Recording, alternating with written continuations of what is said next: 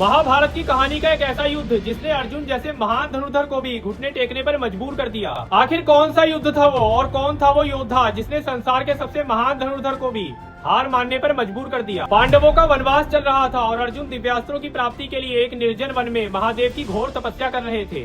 तभी वहाँ एक जंगली सुअर आ जाता है जो अर्जुन पर हमला कर देता है।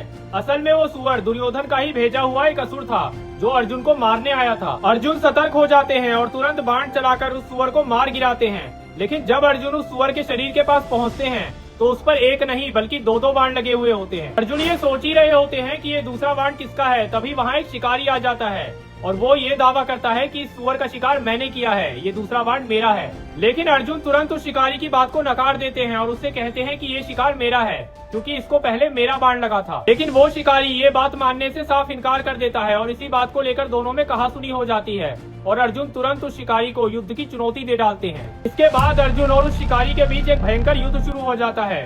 अर्जुन पहले अपने बाणों, फिर अपने अस्त्रों और फिर अपने दिव्यास्त्रों तक का प्रयोग करते हैं, लेकिन उस शिकारी का बाल भी बांका नहीं होता। फिर अंत में अर्जुन और उस शिकारी के बीच एक भयंकर बाहु युद्ध होता है जिसमें अर्जुन बुरी तरह हार जाते हैं। हारने के बाद अर्जुन ये समझ जाते हैं कि मुझे इस तरह हराने वाला और कोई नहीं बल्कि स्वयं महादेव ही हो सकते हैं और ये सोचकर अर्जुन उस शिकारी के चरणों में गिर जाते हैं। और सच में वो शिकारी और कोई नहीं बल्कि स्वयं महादेव ही होते हैं जो अर्जुन की परीक्षा लेने आए थे।